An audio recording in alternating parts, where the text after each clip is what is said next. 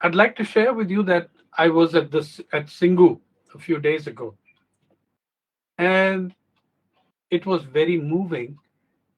Particularly, one thing caught my eye, struck me very powerfully. I was on there. Some of you who've been there know this, a main stage.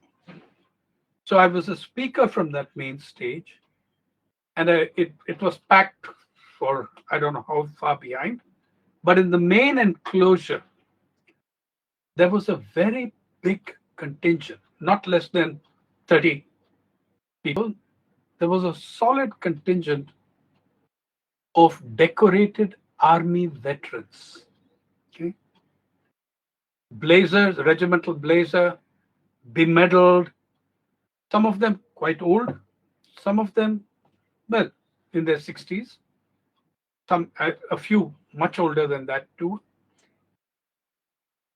And it really moved me at a time when all this rubbish and propaganda about terrorists and Khalistanis and you know that kind of stuff was going on. Here were these war heroes. Here were these decorated people decorated for military service to their country. As I was leaving, a couple of them spoke to me at the gate after we finished with the media room, the media center, and they were extremely anxious and they were worried. One was saying, "I'm, I'm an army man. My son is serving now. What do you think is going to happen? Why are they not listening to us? Why are they so, adamant in when what we are asking for is something that fundamentally affects our lives?" Now, I need to tell you something more about this. Why my own connection with it was in the last 20 years of speaking at countless institutions on the agrarian crisis. I also spoke at a number of institutions connected with the state, academia, universities, government officers, batches of government officers, armed forces, different institutions.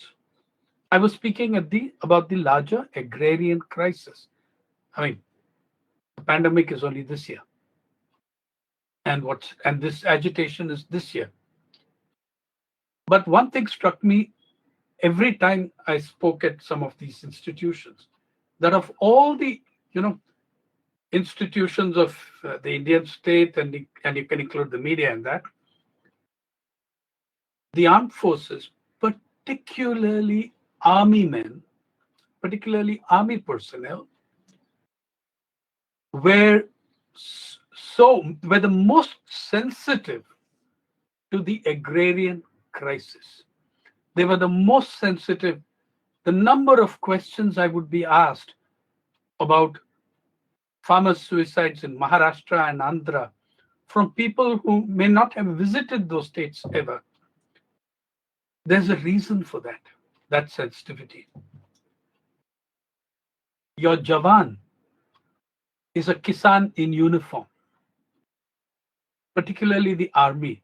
It may not be so true of the Air Force or the Navy, but particularly with the army, your Jawan is a Kisan in uniform. That Jawan is going to be very, very sensitive to what happens in the villages, to what happens to land, to farmers, what happens to his community or her community. The Jawan is a Kisan in uniform. You cannot undermine the one without undermining the other. And you undermine both at the nation's peril, at everybody's peril. I just felt the need to share this with you, that how much of the how much that Jawan is essentially a Kisan in uniform. And the retired army officers sitting there in a contingent were all also farmers. Okay, I'm sure of that. At least that was the impression I got from the only two of them who we managed to speak to it in that crowd. The next thing I want to tell you is that the fight for the repeal of these three laws is extremely important, and I don't need to tell this audience that, but I want to tag on something and emphasize something. Their repeal does not end the agrarian crisis. It simply takes us back to where it's a great thing. It staunches the bleeding, you know, it pulls back from another milestone on the highway to agrarian hell. But it simply means that we go back to where we were, which is not a nice place. So that is something that I wanted to talk to you about. I don't want to repeat too much about the laws, but I do want to talk about the government's strategy in dealing with this agitation. I will come to the laws. I will speak something about them specifically. Um, or maybe I should say take one aspect of those laws to explain why they affect every single citizen of India, not just farmers, not just Punjab. These laws, especially the APMC one and the one related to contracts, they take they absolutely demolish the citizens' right to legal recourse. In fact, they undermine Article 32 of the Constitution. And I'm going to make a connection to what has happened outside these laws in Karnataka. But in these laws, you'll find in section 19 of one and section 13 and 14 of the other, it says no suit, no prosecution shall lie against the central government or the state government or any officer of the central government or any officer of the state government or any other persons. Who are those other persons? Or any other persons who have in good faith done or are intending to do something under this act. Okay. Now, those other persons here is clearly corporations. It means that whatever they and it creates a mechanism at the bottom saying sub-appellate authority, subdivisional appellate authority. It means collectors, deputy collectors are going to settle this, and no court has jurisdiction. Okay, so what it actually means is you're also converting the executive into the judiciary. A very low-level executive is gaining the power of judicial powers, and just expect them to set panels which will go against corporate power. That's crazy. That's ridiculous. Now, the other thing that you should know is that this kind of exclusion, it doesn't just affect farmers. You cannot, as a political party or as an NGO or as a PIL, non-profit PIL person, you cannot also exercise any legal action against against corporate power because it is excluded. Your right to do that is excluded from this law. Now, even worse versions of this law, even worse versions of this clause are there in what I've got hold of as the draft of Karnataka's anti-cow slaughter bill. I think they're going to try pushing it through as an ordinance, right? So you have, let me read you the clause. Two clauses. 1, 17. Protection of persons acting in good faith. No suit, prosecution, or other legal proceedings shall be instituted against the competent authority or any person exercising under this act for anything which in good faith is done or intended to be done under this act. Not only do you have immunity for what you have done, you have immunity for something you have not done yet, for crimes you are yet to commit.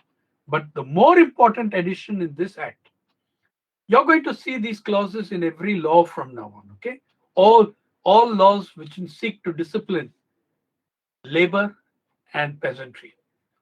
This is the single most important clause that I'm reading to you, number 16. It goes along with the previous clause. And the clause itself in bold says, persons exercising power under this act are deemed to be, it's called protection of persons exercising powers under this act. Protection of persons exercising power under this act.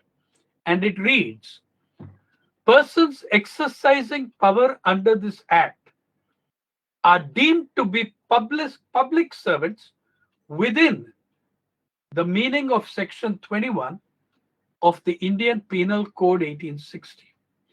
Now, any vigilante dragging people out of their house, lynching them, killing them, burning their homes, destroying livelihoods, whatever it is, they are persons exercising power under this act.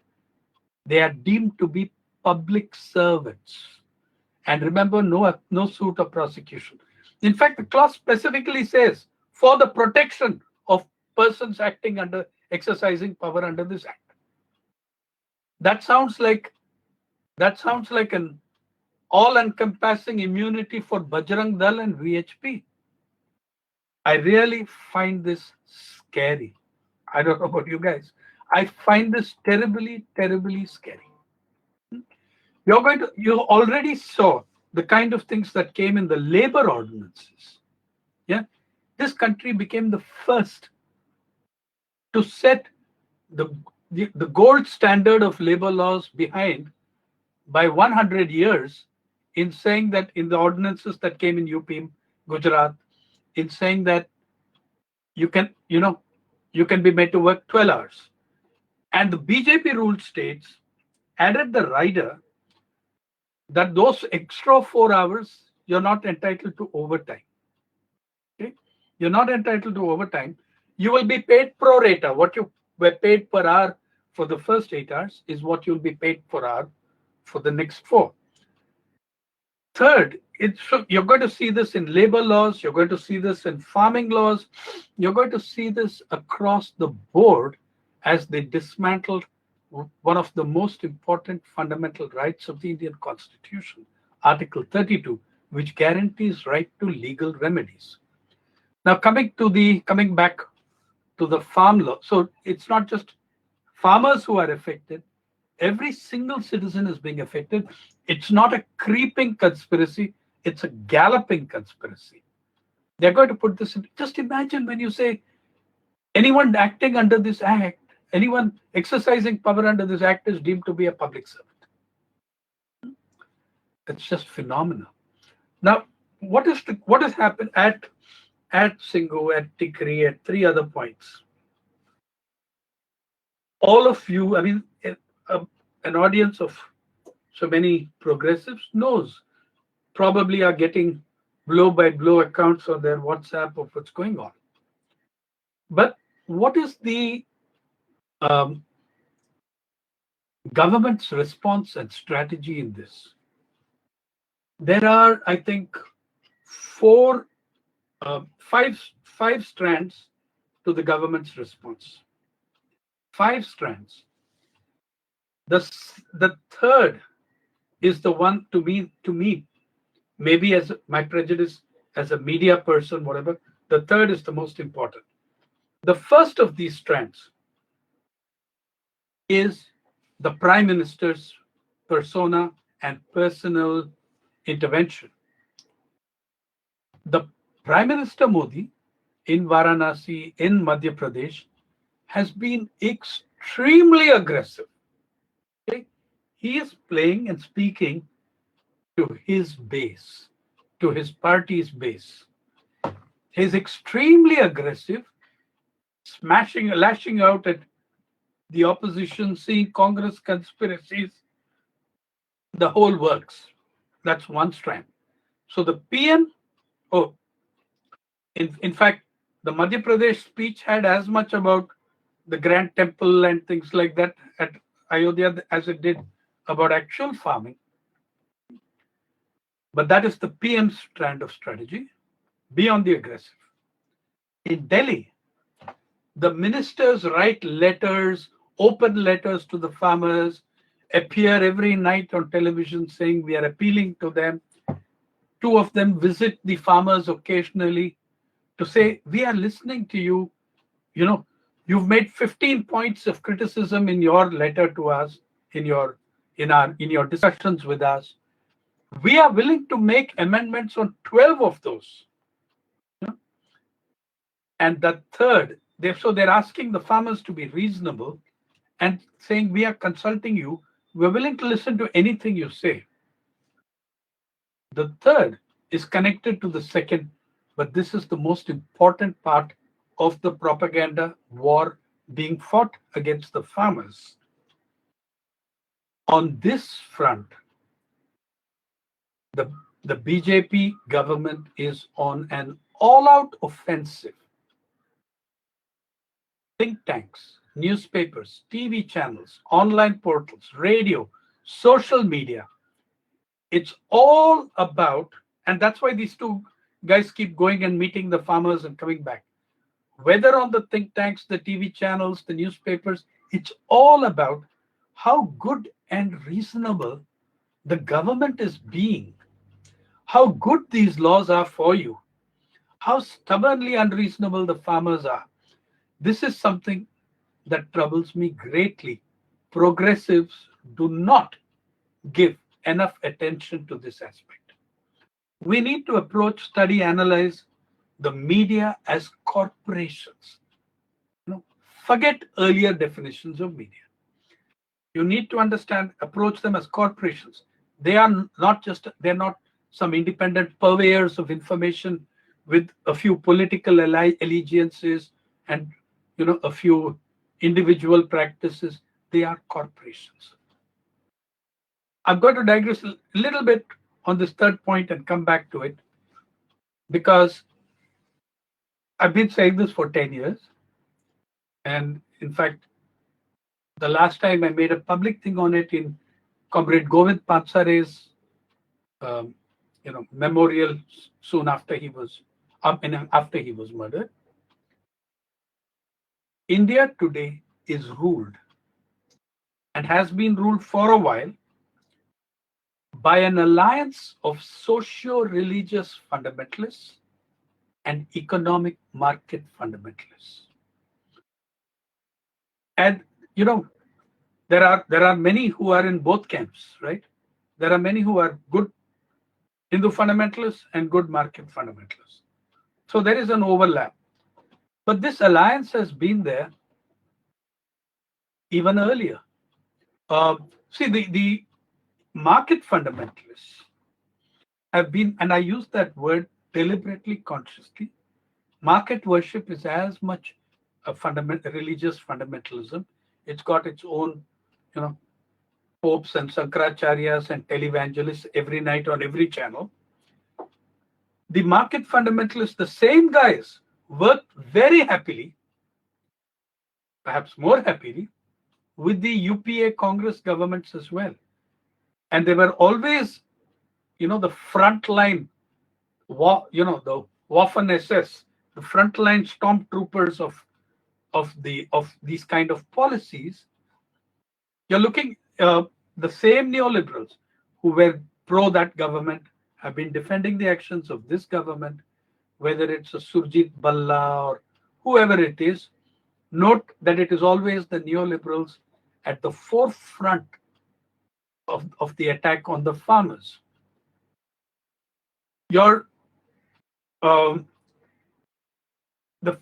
fourth aspect of the government, I said there were 5 strands, and I spent a little time on 3, which I will come back to.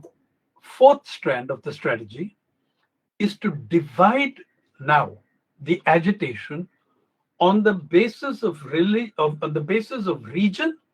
and political group leadership. Okay. So the panel, take for example, soon after the Supreme Court said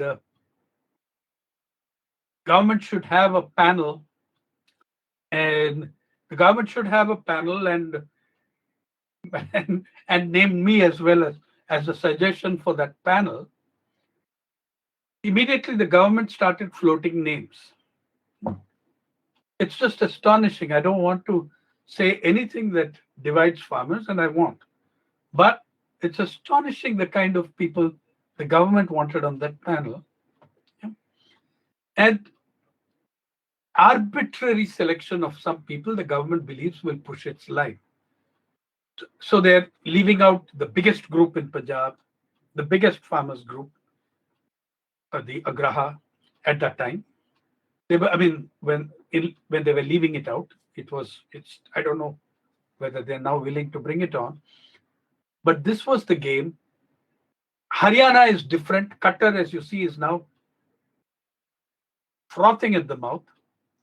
And because this can backfire, this attempt to divide on region and stuff is totally ignorant of what kind of feeling and passion there is on the ground. Qatar's ultra zealous attack might lead to the fall of his government. I'm not saying it will happen, but I'm saying that possibility exists because a heck of a lot of Haryana farmers feel the same way as their fellows in Punjab do. That's a possible consequence of the game the government of India and the BJP are playing. Divide them on the basis of state, region, um, and political group leadership.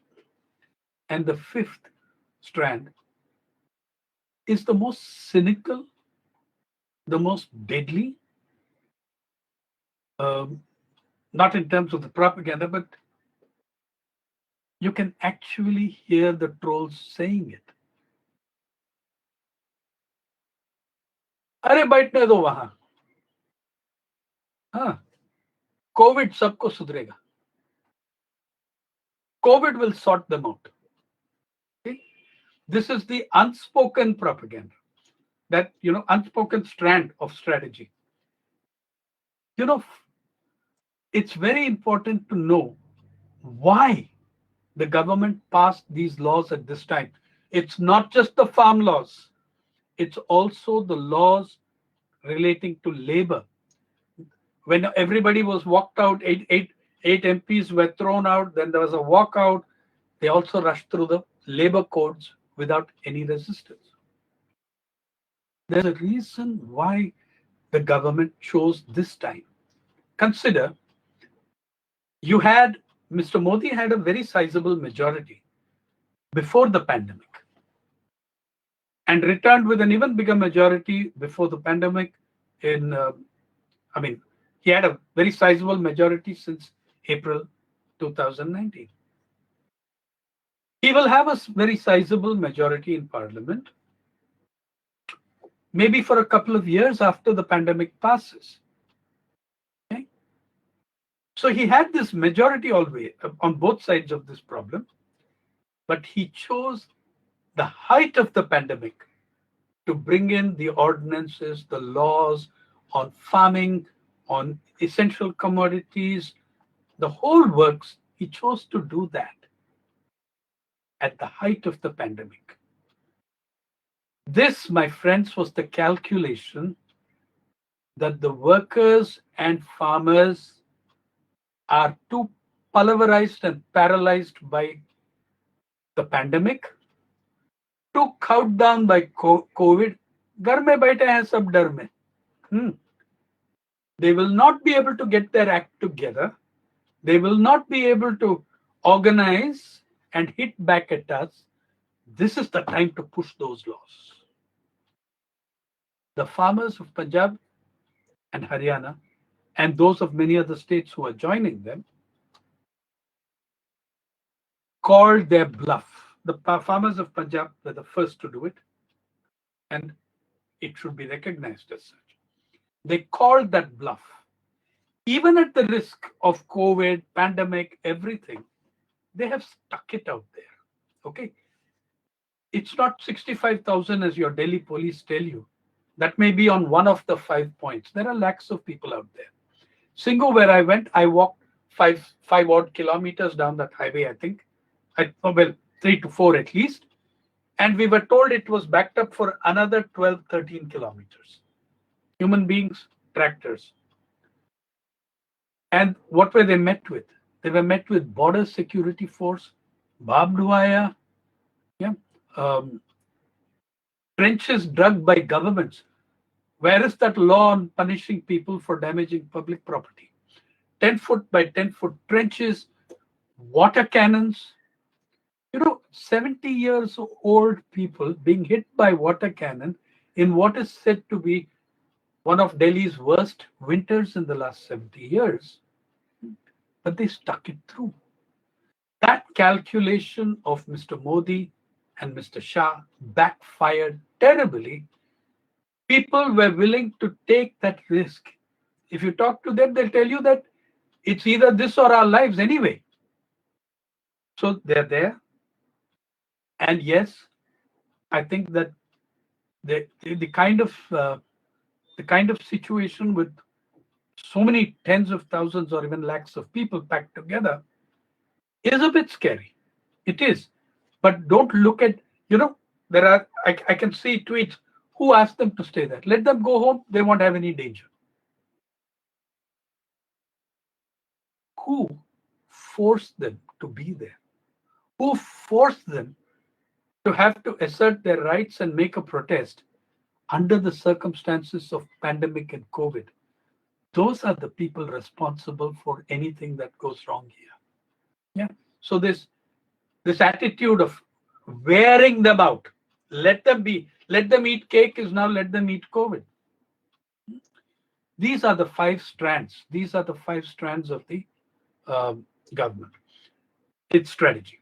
There is also the question of how this fits into the larger agenda and framework of the BJP government. Do not isolate these 3 laws from the rest of the agrarian crisis, from the rest of it. Oh, incidentally, on the strategies, while the PM went on about Ram Temple and farming in Madhya Pradesh or Varanasi or wherever he made those speeches, one of the fun things of this whole agitation and the propaganda drive against it is that the country actually got to know that we have an agriculture minister. And some people at least know the name Narendra Tomar now. It is the farmers' agitation that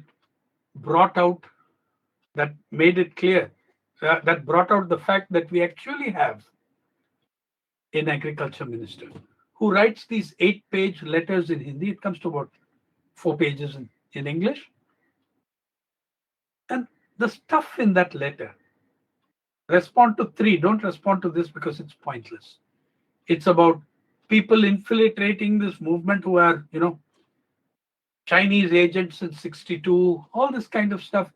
I don't think we should even give it the dignity of an answer because nobody is listening to Mr. Narendra Tomar, least of all the farmers. The third strand, which I spoke about, the all-out propaganda offensive, the all-out war against the the all-out propaganda war against the farmers and anyone who supports them. That strand is especially important in many ways. Look at the Ashok Gulatis, the Surjit Ballas. Surjit Balla is an economist who, by the late 90s, was declaring there was no poverty in India. Okay, that's the guy. Now, he is an IMF director of this country, writing articles in the newspapers because all hands are now on deck for the government's ship. It's not, I don't know if it's a breach of propriety. He's the India representative in the IMF. Here he is writing abusing the farmers. Socialism for the rich farmers, because Mr. Balla believes only in socialism for India's billionaires. I really appeal to all of you. I didn't want to repeat what others had said in previous meetings. I'm appealing to all of you to take this third strand seriously, because these think tank guys, the touts of Delhi's think tanks, these experts, the IMF bank gang, all of them are paraded in the media before the public as media certified experts, and this is where the confusion of the middle classes begins. Now look, Amitabh Kant, now famous for his statement, India is too much of a democracy. You can't really push through reforms without that. I mean, when you're having that democracy. Shekhar Gupta, one of the senior most editors of India and one of the most well known, very early during the pandemic was urging this kind of action. He made it, you can see him online in the print where he says, never waste a good crisis. What does that mean? It means these guys are now on their knees with this pandemic and COVID and all the other problems that you can think of. He doesn't say that, but he says, never waste a good crisis. This is an opportunity to push ahead with the reforms. Who knows where maybe the government took heart from that idea. Later, he says something else where he also says, you know, I'm summarizing it as using the words of another journalist who tweeted the second piece. The first thing I told you, that's verbatim. Never waste a good crisis. The second thing is more or less the content says, sometimes you have to be cruel to be kind. Now, Swaminathan Iyer, in his Swami Namaks column, goes one further. The headline tells you, you need an iron fist in a velvet glove. Yeah? You got to be cruel to be kind, but you got to deceive people into thinking you're kind. So use an iron fist in a velvet glove. This phenomenal demonization of farmers, the agitation. There are 5-6 strands in this which are repeated every time. All of you must be facing them. Let me give you my take on them. One is the demonetization of today in the Janta Parliament, which has run for 3 days brilliantly with some extraordinary inputs from intellectuals and activists and political party people from different across the spectrum. Even there, while speaking, I received a question from a person I know and recognize as a progressive. Because of this whole propaganda of rich farmers and things like that, people are raising the issue of why is there no tax on agricultural income in India? Firstly, by the way, farmers are taxed. Their price is set by others.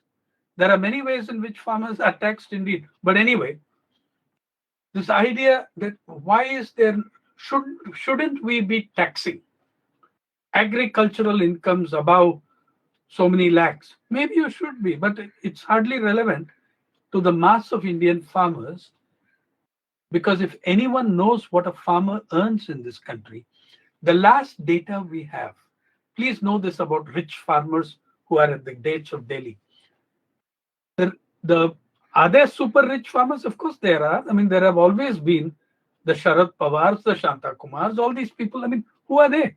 They're rich farmers. But the farmers in protest out there, how rich are these farmers? How rich is the Indian farmer? We don't even have data for individual farmers. We have data for farm households from the 2013 National Sample Survey. Subsequently, most data that comes out is anyway killed.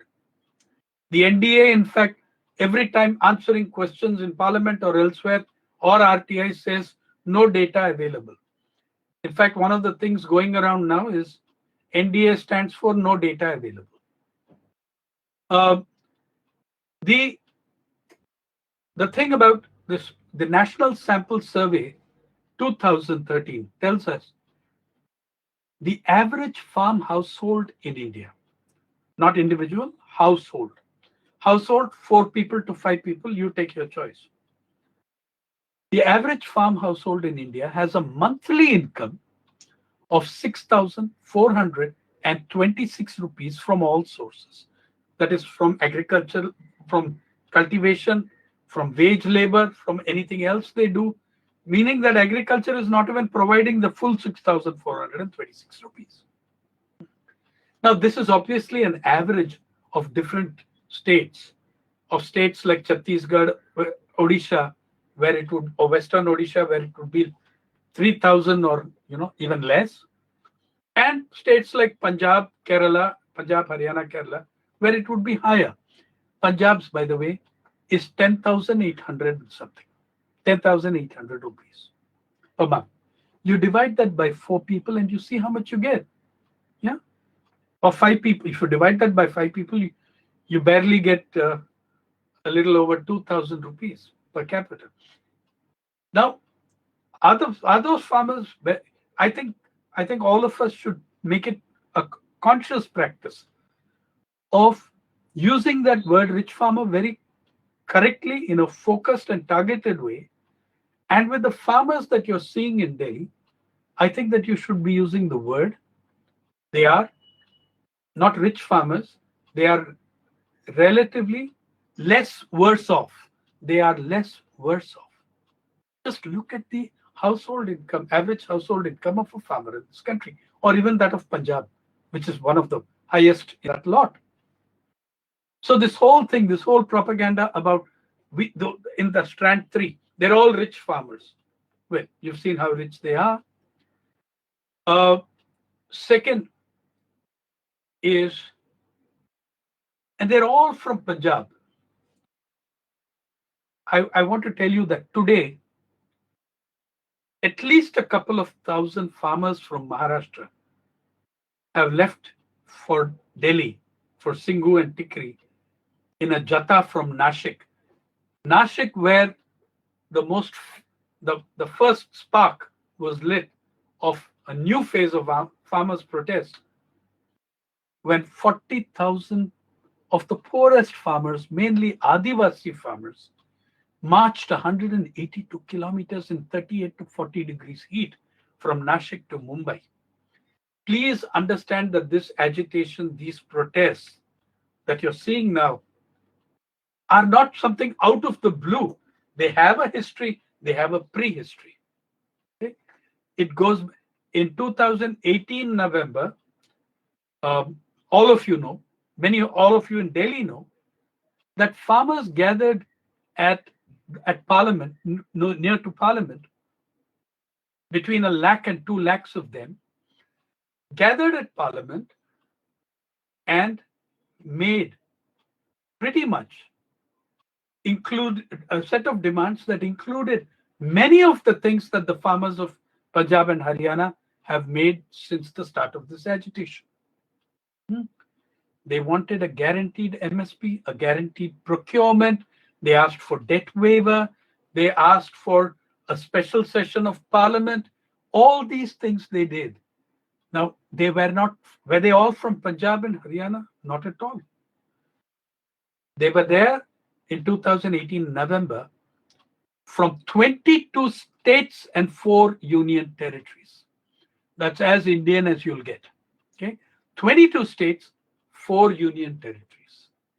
Yeah, from Kanyakumari and from Kashmir, they were farmers, and they all support. I said today Maharashtra contingent has left. 23rd, an equally large contingent is leaving from Andhra Pradesh. People are coming in from Karnataka. Know this, that they may not reach Delhi because the BJP fortress of Madhya Pradesh is there to stop them from reaching Delhi. But they are determined to reach their comrades in Delhi, in Singhu, in Tikri, in solidarity. Second, the media can't tell you.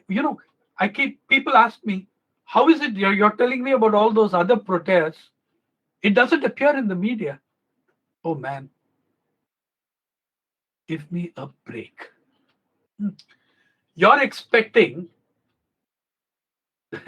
when the biggest beneficiaries of these laws are the biggest owners and advertisers of media, in what sane state of mind does anyone expect that the media are going to be fair, balanced, accurate, or all those other hypocritical cliches that they mouth to us all the time. The richest man in this country is Mukesh Ambani. The richest Mukesh Ambani is also he's also the fourth richest man in the world. He is the richest and by far the biggest media owner in this country with a minimum of 18 channels, TV channels under his belt, perhaps more that I don't know of. Now, when he is also going to be one of the biggest beneficiaries of these laws to the extent that every farmer in that agitation understands it. And they are saying, in the slogans are Adani, Ambani, they specifically pick these names. One of the very nice posters going around on the internet makes a lot of sense to me. It says, farmers, don't talk to middlemen. Talk directly to Ambani and Adani. Farmers don't talk to middlemen, the Modis or the Shahs. Talk direct because that poster writer and the farmers have recognized a fundamental truth that I hope all progressives will recognize and that I hope progressives will make others recognize.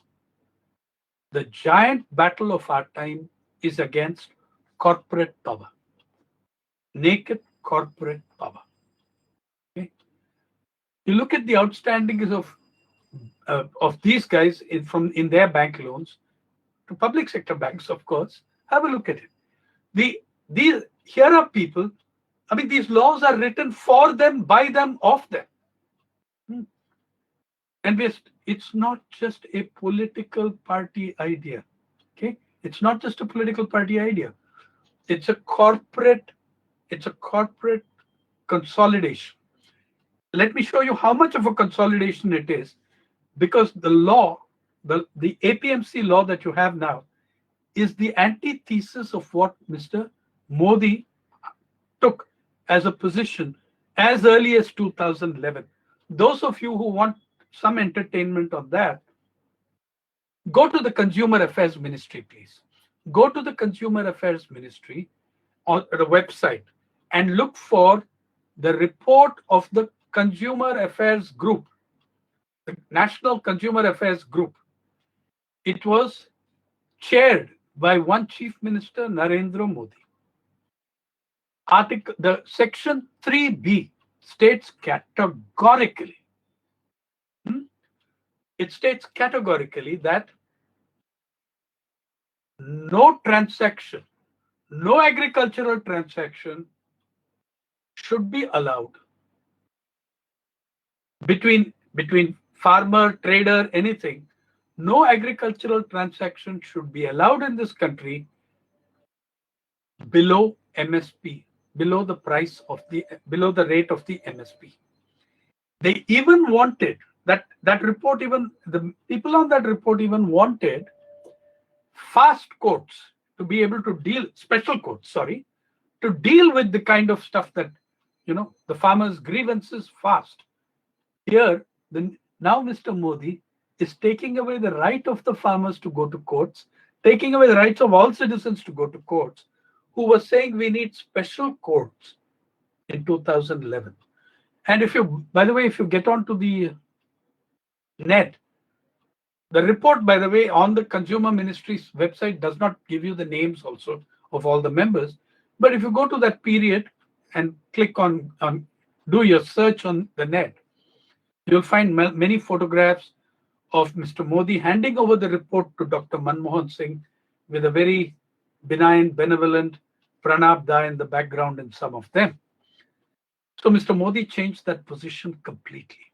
The second thing that we need to really make people understand how completely unacceptable any promise or assurance from these people is, unless it is coded in law, passed in a democratic fashion, and not by throwing out all those MPs who make the difference in the voting.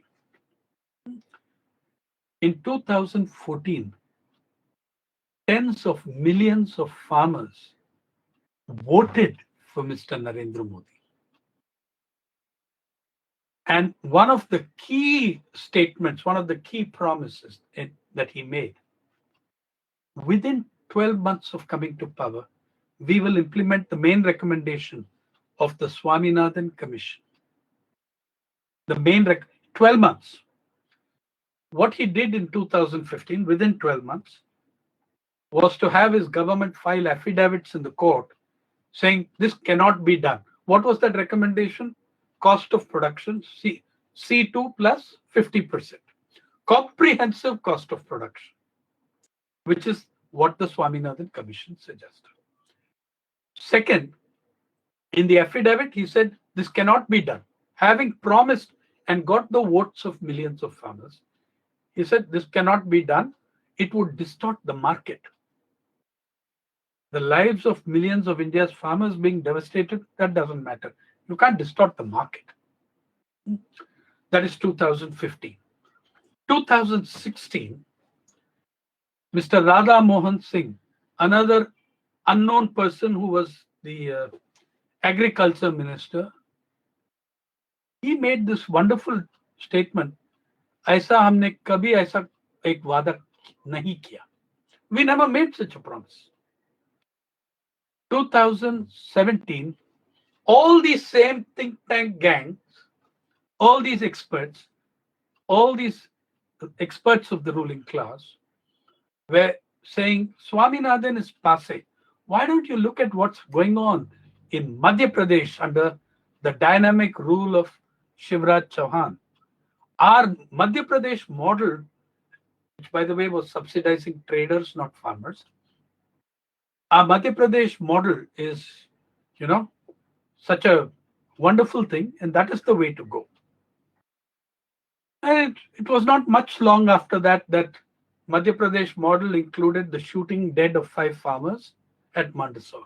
But anyway, 2018 January, or 2018 budget speech of Mr. Arun Jaitley, who is a classic example of someone, who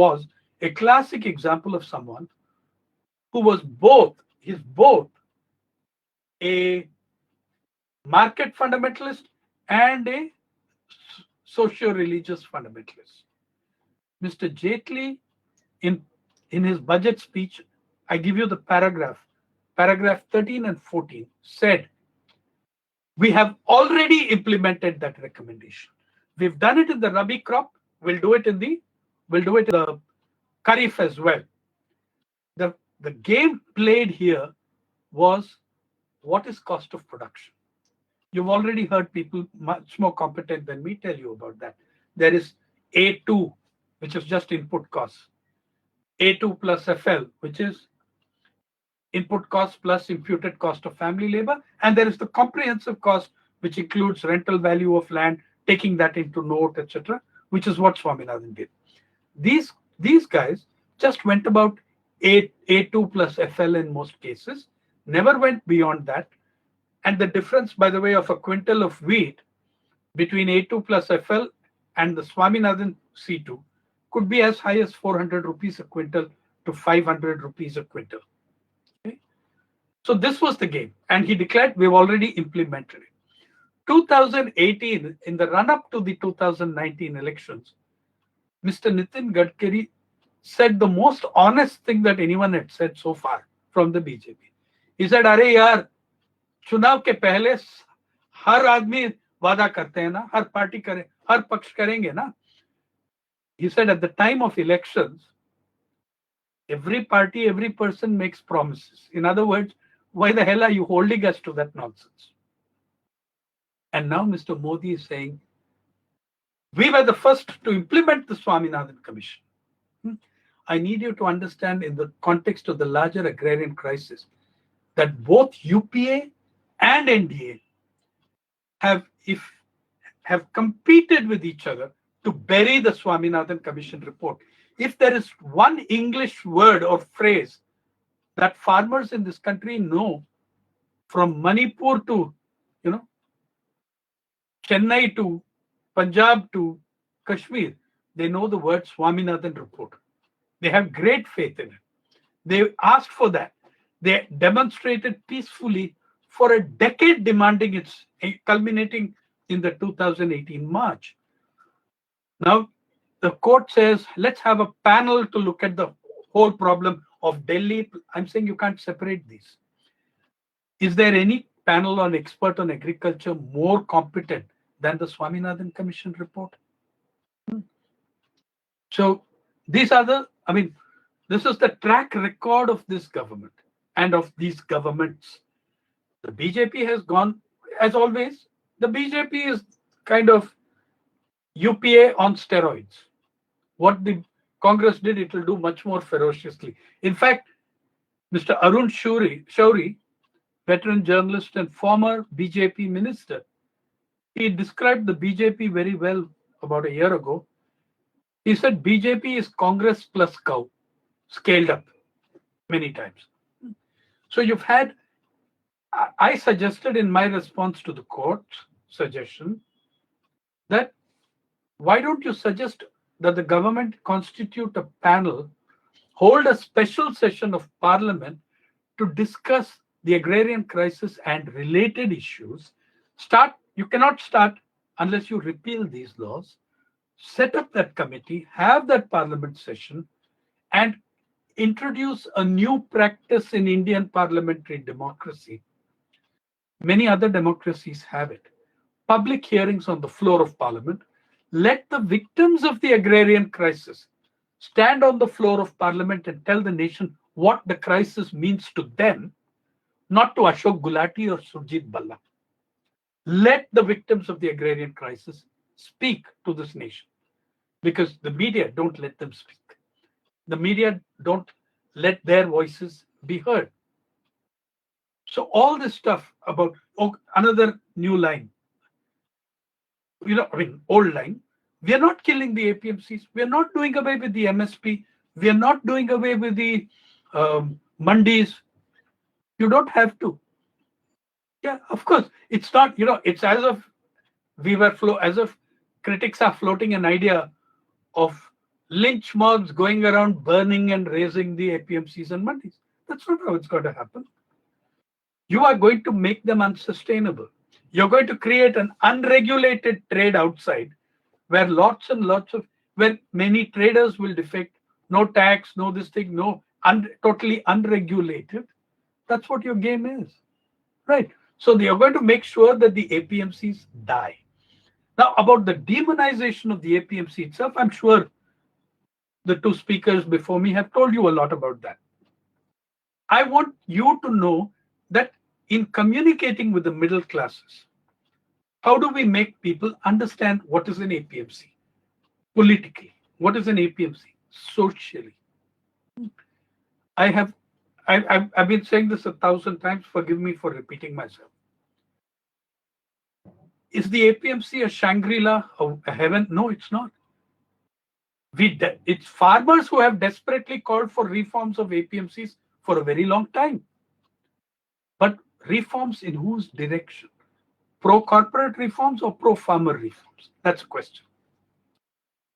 The APMCs are inadequate. They're bad in many ways. They're problematic. But they are so desperately important for tens of millions of farmers. And don't believe all this nonsense about only 6% access MSP. It's not true. But anyway, let me put it this way about, should we close down APMCs?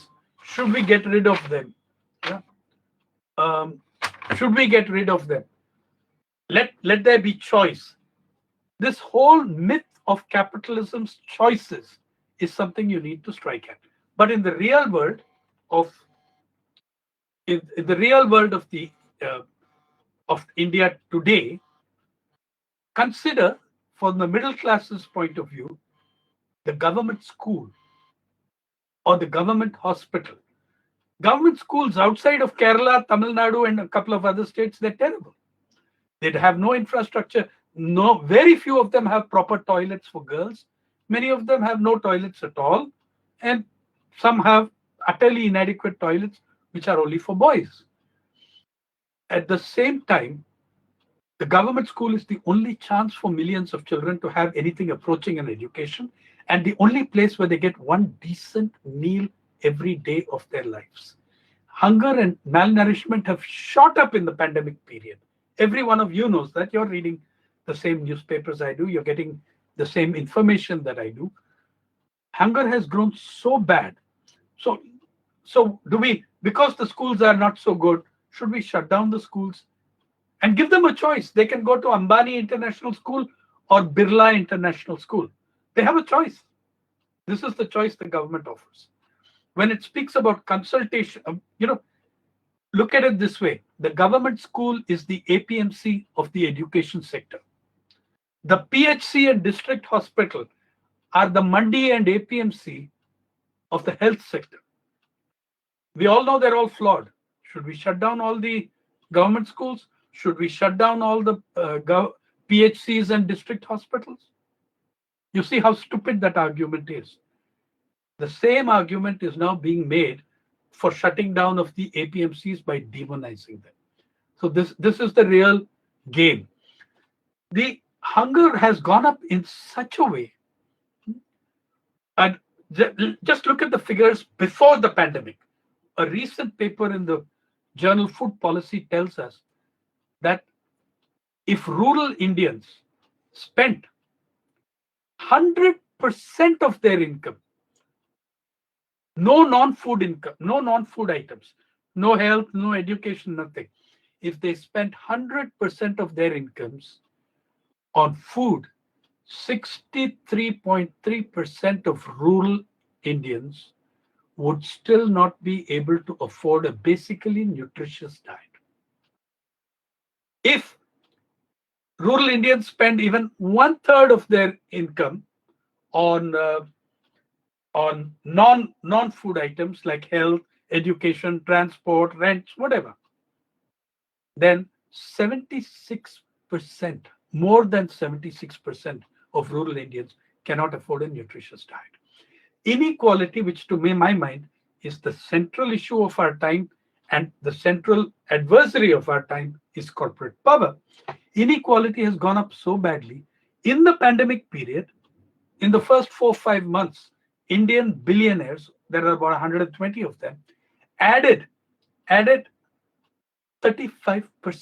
to the wealth they already had. Now it stands at about $425 billion. If these people were even taxed 1% of this wealth, what could you do? What could you not do in the health sector to meet the crisis? Yeah.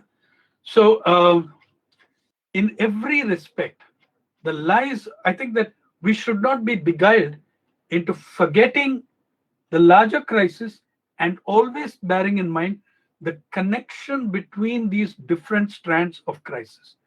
By the way, that inequality has grown so badly, every one of you can see it in the field of education. A corporate like Baiju, a corporate online its value went from $5.5 billion to $12 billion, and most 11 to $12 billion, and most of that growth has come in the lockdown and the pandemic. If you want to know what, and the pandemic and this lockdown, the unjust class nature of this lockdown, the casteist nature of implementation of the lockdown has devastated hundreds of millions of livelihoods. If you want to know something about that, People's Archive of Rural India, of which I am the editor, has published 150 pieces on what has happened to livelihoods. 40 of these are the laws and ordinances and stuff passed under the lockdown period, and 110 are full-length multimedia features. What's happened to weavers? What's happened to potters? What's happened to tailors? What's happened to embroiderers? What's happened to honey collectors? What's happened to nomadic pastoralists? You need to know all of that. This crisis, what COVID-19 has done is to give you an incredible autopsy of the society we are. It's given you an incredible autopsy of neoliberalism. It's given you an unsparing and ugly autopsy of capitalism itself. Okay? That's where your fight lies. It's corporate power. Look at what's happened in education. I don't have the time, so I'm not going to show you the tables. But there is a NSS study as late as 2018, which shows you who can access that. 90% of rural kids are wiped out of accessing your online education. How many Adivasi or Dalit girls do you know below the age of 17 who own smartphones to be able to download all those PDFs? The data of the NSS shows us the more egalitarian a society, the better it does in, Karnataka, mother of Silicon Valley, Karnataka, shows you this that only two here. This is the table. Thanks, Bhuvan. I won't go into it too much, but you can see here that uh, Kerala does better than anyone in terms of how many households have computers, how many households have access to internet, how many households have people above the age of 5 who can use computers and internet, and how many people in the last 30 days have actually used the net.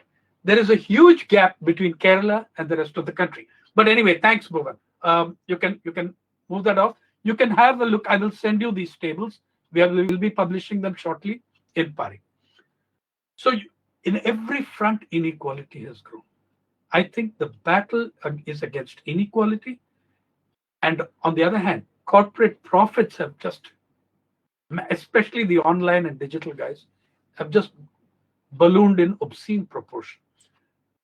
We are not just fighting for the repeal of 3 laws. And I love to say that the farmers at Singhu Tikri are aware that they are fighting a much bigger battle than the repeal of those 3 laws. They understand it, they know it, they're quite proud of it. So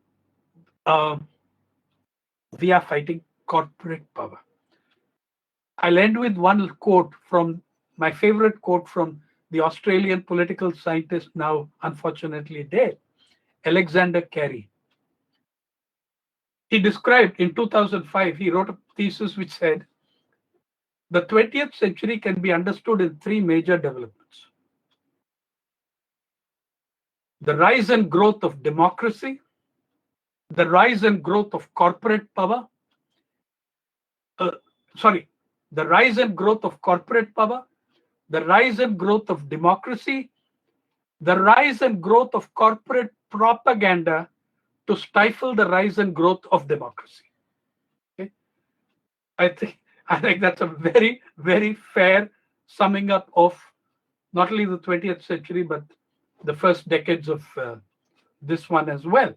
Yeah, you are up against corporate power. The farmers there are fighting corporate power. However, if we want to make this a people's movement, I will take 1 minute more. If you want to make this a people's movement, there are 2 steps. One is to back this struggle unreservedly. 2, to bring in the demands of those other sections of farm laborers, Dalit farmers, women farmers, Adivasi farmers, landless farmers.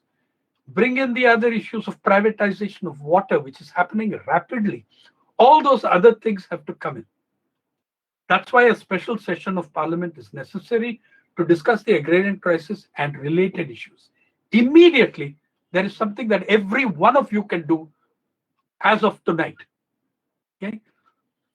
The Nation for Farmers, a forum of which Dinesh Abrol, I, several others are co-conveners. We're a non-hierarchical forum, has made a call today in the Janata Parliament, which I give you. Let us everywhere, wherever you are, district, block, taluka, city, town, megapolis, let all over the country there be the formation of small committees locally. Save farmer, save nation committees. I believe left and progressives alone can launch this in 200 districts. And this is a challenge and an invitation. Your district, start a Save Farmer Committee. Basic 5 demands: repeal of the farm laws, convene a special session of Parliament, debt waiver, organize boycotts of those corporations whose goods, who the farmers are fighting for their survival. Like this, if we did this, Save Farmer, Save Nation Committee, and it should be the broadest possible thing, flexible, allow people to bring in local issues to make the mobilization better.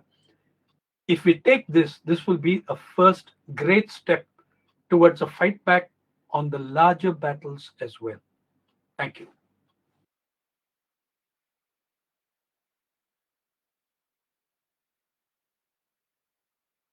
Hi, Sainath. Thanks for the talk. We have a few questions. I'm hoping that you'll be able to take them. Sure. Ask me three, and you read out three, and I'll answer those at one time. Okay. So the first question is that you mentioned that the government has been trying to divide this movement on religious lines and on state lines. Regional lines. On regional and political group leadership. Yeah. Right. And so we have heard this thing repeated on TV and on social media that these are basically rich farmers from Punjab. We have seen pictures of them eating pizza and getting foot massage. So the argument is that because the MSPs are primarily given, the MSP procurement is primarily done from Punjab, Haryana, Uttar Pradesh, and these are somehow the vested interests who are protesting, and this is not the issue of all farmers. Okay. Let me immediately answer that, because there are actually three questions in that. Number one, the rich farmer thing, I think I explained at some length, that the average, what rich farmer are you targeting? You want to target a rich farmer, please get ready for targeting the new rich farmers who are Ambani and Adani. Target corporate farming.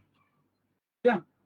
Target your Shanta Kumars and Sharad Pawars and others. Your average farm household income in the Punjab is around 10,800 rupees for an entire household.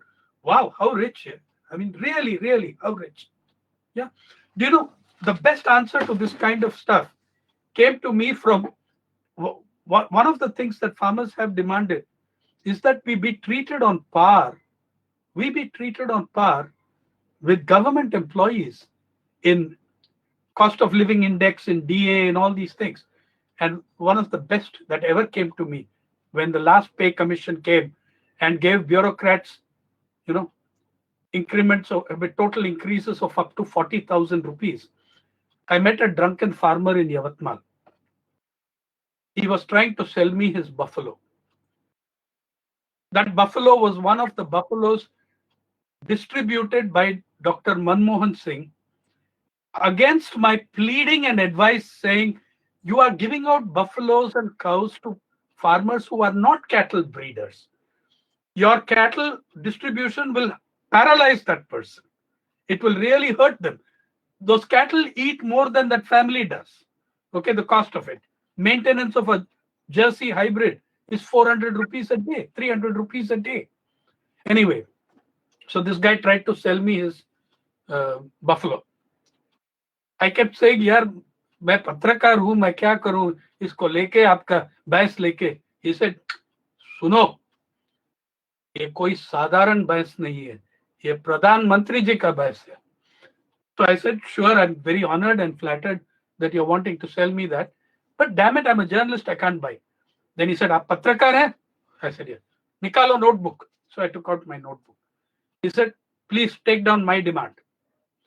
He said, when the next pay commission is announced, when the next finance commission, pay commission, all that stuff is announced,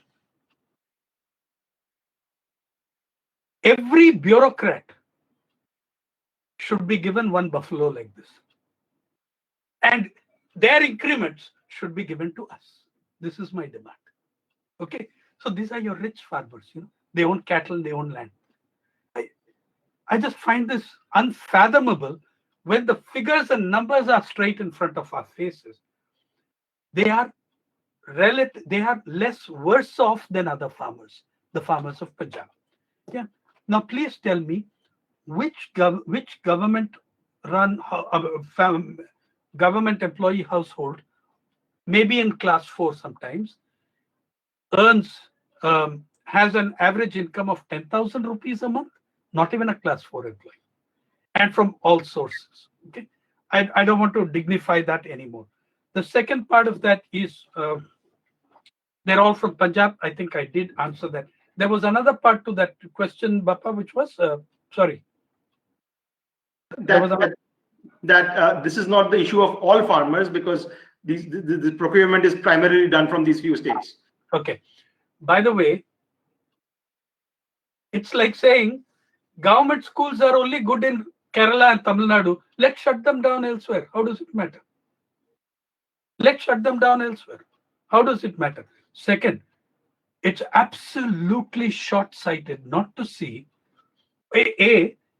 Please know this. There was a terrific article in the Hindu a few days back by Ritika Kera, um, Sudan, uh, Sudha, and Dr. Sudha Narayan, and one more person, which showed you that 10% of what given out as MSP on rice went to poor farmers in Chhattisgarh and Odisha. Okay? And it is not true that only farmers in Punjab and Haryana access MSP. They access it on a better scale because they've been able, by their power and organized power and collective bargaining power, to make a bad system work for them. Now, the idea is that you need to reform that so that the rest of the farmers in the country can access what the Punjab and Haryana farmers have been able to do. That is what you actually need to do. Also, I have said this 15 years, MSP is meaningless if you do not have a guarantee of procurement.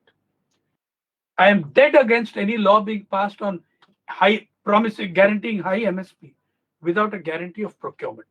Governments have played this game for 50. I've seen it right through the Vidarbha crisis. Anytime more farmers die, government declares high MSP, and then they don't procure. Okay? So the idea of procurement, the availability, first and foremost, farmers cannot go, most farmers are unable to access the MSP, unable to access the MSA, the APMC, because, my friend, in this country, the bulk of farmers have to sell at the farm gate to their sahukar, to their taragar, to their contractor, to their commission agent. They have to sell that. As you and I speak today, in Kalahandi or in Koraput, farmers are pledging the crop of 2023 to the moneylender, because the crop of 2020 was pledged 3 years ago. They are pledging the crop of 2023. They have that moneylender, the contractor, the commission agent, has the right of, or the taragar in Tamil Nadu, he has the right of first refusal over your crop. We pushed tens of millions of farmers back into the hands of sahukars by destroying agricultural credit. We destroyed agricultural credit. We converted that agricultural credit and took it towards the corporate sector. In Maharashtra, a state which is still 55% rural, NABARD's plan, NABARD's annual potential linked credit plan of 2017 allocates 53% of all agricultural credit to Mumbai. 53% of agricultural credit goes to Mumbai. There are no agriculturists in Mumbai, but there is agri-business in Mumbai. Okay, so in fact, between 1991 and 2001, the number of agricultural households in debt doubled from 26% to 48% at that time, because of the withdrawal of credit, agricultural credit, as we took it out of direct credit and put it into indirect finance. Finally, we did away with the distinction in 2013 so that we can conceive who is getting the money. So the farmers need that access to MSP, and you need to break those. What you need to break is the monopoly of private trade, not that of the APMC. You need to get the MSP, and not only on rice and wheat. There are 23 crops declared under MSP. Even in Punjab, people can't access it beyond rice, wheat, and maize. Okay, so That is my answer. You need to make that MSP and think guarantee procurement work for others. They are desperate to have that. Sanath, the next question, we have talked about APMCs and MSPs and this not having recourse to courts, but there is another aspect which the farmers are strongly against, which is about contract farming. So can you shed some light on why they are so against contract farming, and have there been recent examples of implementation of contract farmings and how it affects the farmers? Well, first of all, I think the Punjab farmers are the most competent to be enraged by it because they've experienced it for many years. Yeah, they've experienced it for many years. They've had their bouts with PepsiCo. They've had all kinds of problems. See, first, you're trying to produce a contract of unequals. Hmm? What stopped the government by saying what? Okay, in this contract of unequals, let us say that Bappa is a 1.5 acre farmer from where? From Bihar or UP or wherever you are from. Bappa, where are you from? I'm from Delhi. Okay. Well, Delhi has farmers. Okay. Let's say you're a 1.5. The Yamuna has many farmers even now. 7,000 of them recognized. Say you own 1.5 acres, 2 acres. You enter into a contract with me. I'm a front arm of, say, Reliance Fresh. The first thing that's going to happen, which affects the whole country, is that corporates will dictate to farmers what they will grow, which will mainly be crops for export, increasingly, because they're going to get better prices. They're going to cultivate what they will get the best prices on. The best prices they'll get is not in India. So they'll get you to do vanilla, Safed Museli, all the exotic stuff for which you have a zero market in India. So Bappa does whatever he's asked to. I say, Bappa, I'll give you 3 lakhs per annum. Okay, that's my contract with you. At the end of the first season, I do it. I even give you free inputs because I want you to grow my kind of tomato. In Punjab, that's what happened. Now, that tomato has no local customer. At the end of one season, 1 year, I say, Bappa, sorry, world prices have fallen. I can't give you 3 lakhs. I'm going to give you 1,40,000. Now, you can't go and sell your tomatoes anywhere. There is no market for it. You take me to the court.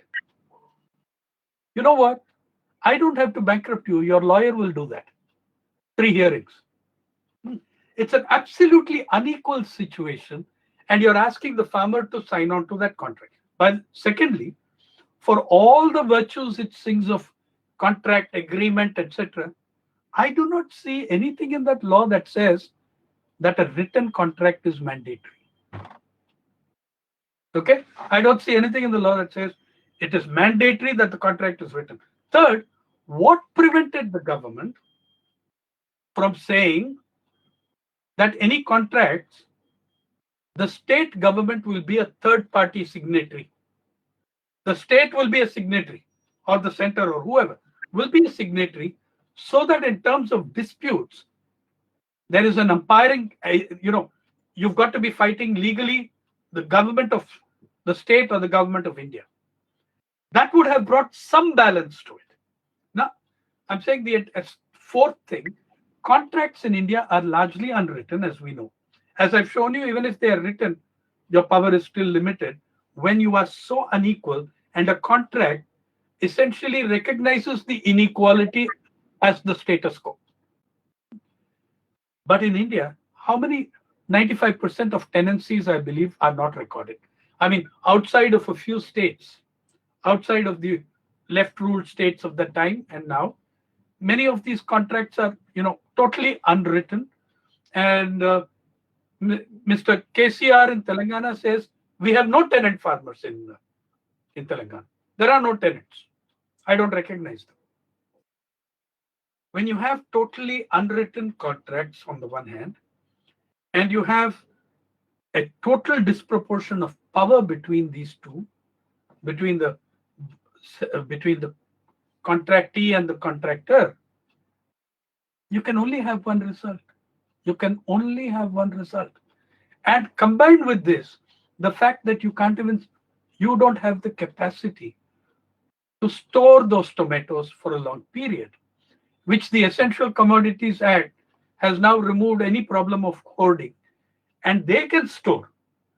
At the end of 2 weeks of courting and going to court, you will go back and sell your remaining crop to them at 1,40,000. Okay, that's where your contracts take you. Yeah. I think we're running out of time. So one last question. So you mentioned that these editors like Shekhar Gupta, he's made this quote that you have to be cruel to be kind, and so kind of the premise behind that is that farming is unprofitable. That Indian farming for some reason is unproductive. Well, it's unproductive because the landholdings are very small, and these laws kind of address that issue. So what do you say to that reasoning?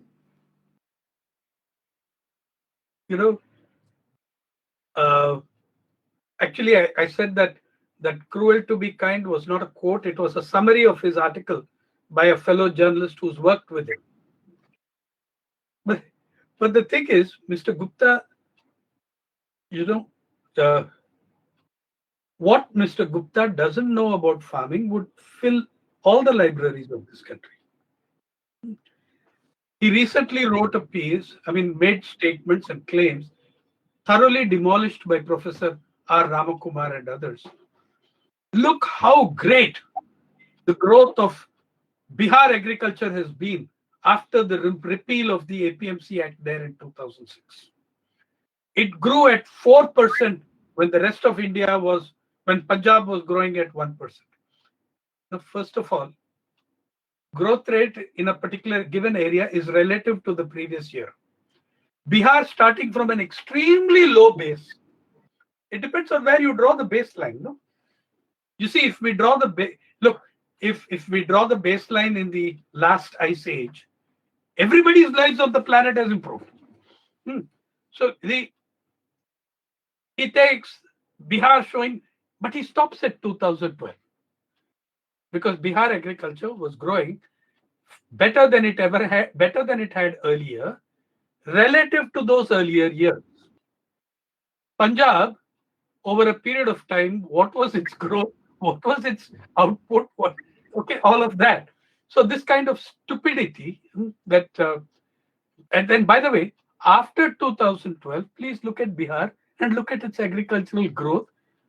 You need a magnifying glass for that, but you can do it. So this is the sort of stuff, understanding on which people say that, this farming is unviable. Of course, farming is unviable.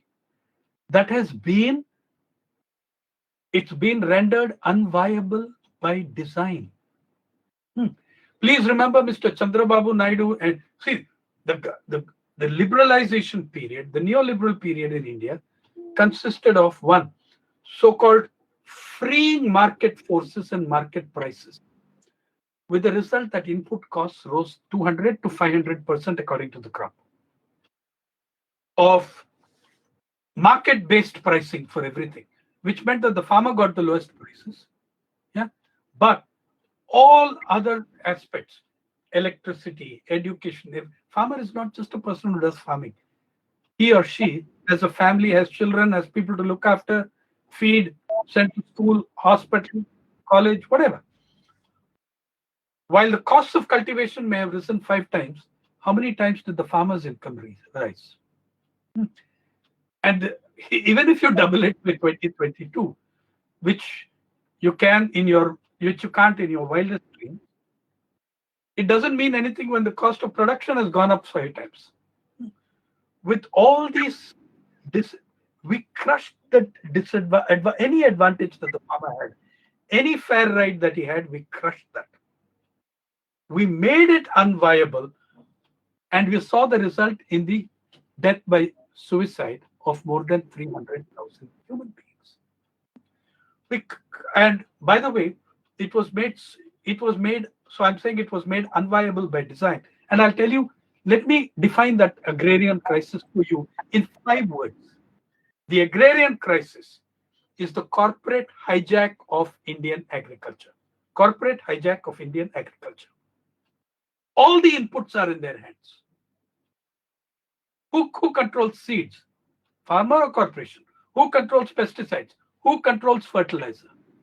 Yeah. All those are, you are fighting. A corporate hijack of Indian agriculture is the agrarian crisis in 5 words. What is the process by which that is achieved? The process by which that is achieved is the predatory commercialization of the countryside.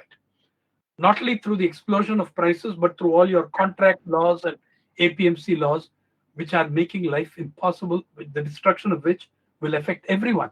Please, in reference to the earlier question as well, remember that the destruction of those MSPs and APMCs affect Punjab. It will destroy the public distribution system.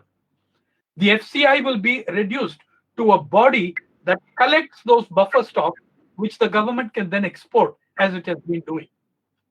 Okay? So, would you say that the PDS affects only Punjab? Would you say that the PDS affects only Haryana? The third, so what is the crisis? 5 words I told you. What is the process? Predatory commercialization of the countryside. What is the consequence? Largest displacement in our history.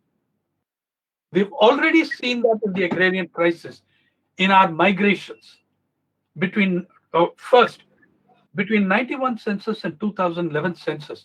The number of full-time farmers, meaning those cultivating a plot 180 days or more in the year, it fell by 15 million. Okay? The farmer population plummeted.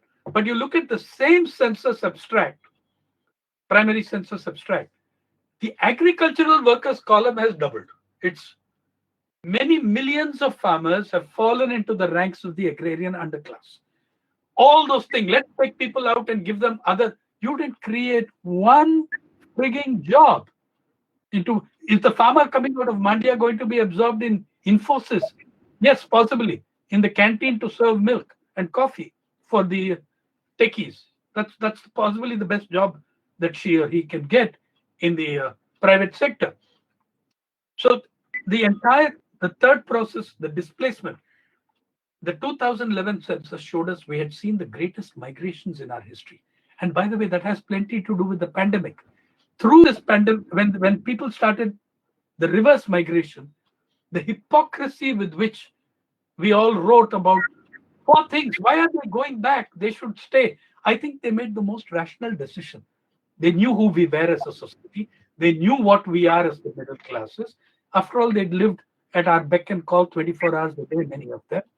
And the question was wrong. Why are they leaving for their homes was the wrong question. Why did they leave their homes in the first place to come here? That was the agrarian crisis. That was the outward thrust of it.